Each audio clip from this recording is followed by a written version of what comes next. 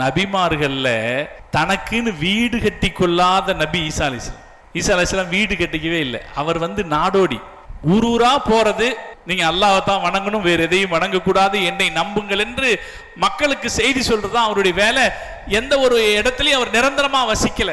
அவரு ஒரு தலகாணி, ஒரு டம்ளர், எங்கேயாவது படுக்கிறதுக்கு ஒரு தலகாணி, தண்ணி குடிக்கிறதுக்கு ஒரு டம்ளர், இது ரெண்டும் மட்டும் தான் வச்சிருந்தாராம்.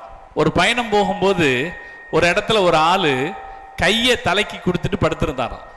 படுக்கிறதுக்கு கையை கூட வச்சுக்கலாம் போல இருக்குன்னு அந்த ஆளு கையில தலகாணியை கொடுத்துட்டு நடந்தாராம். இன்னும் கொஞ்சம் தூரம் போகும்போது ஒரு ஆள் ஒரு இடத்துல அள்ளி தண்ணி குடிச்சிட்டு இருந்தாராம். அதை பார்த்த உடனே தண்ணி குடிக்கிறதுக்கு டம்ளர் தான் இருக்கணும்ன்ற அவசியம் இல்லைன்னு அவர் கையில டம்ளரை கொடுத்துட்டு அதை விட்டுட்டு போயிட்டாராம். நபிமார்களில் மிக ஏழையாக வாழ்ந்தவர்கள் ஈசா அலைஹிஸ்ஸலாம் அவர்கள். எதையும் ஏற்றுக்கொள்ளாத ஒரு துறவு வாழ்க்கையாக அவர்கள் வாழ்ந்தார்கள். தியாக வாழ்க்கை அவருடைய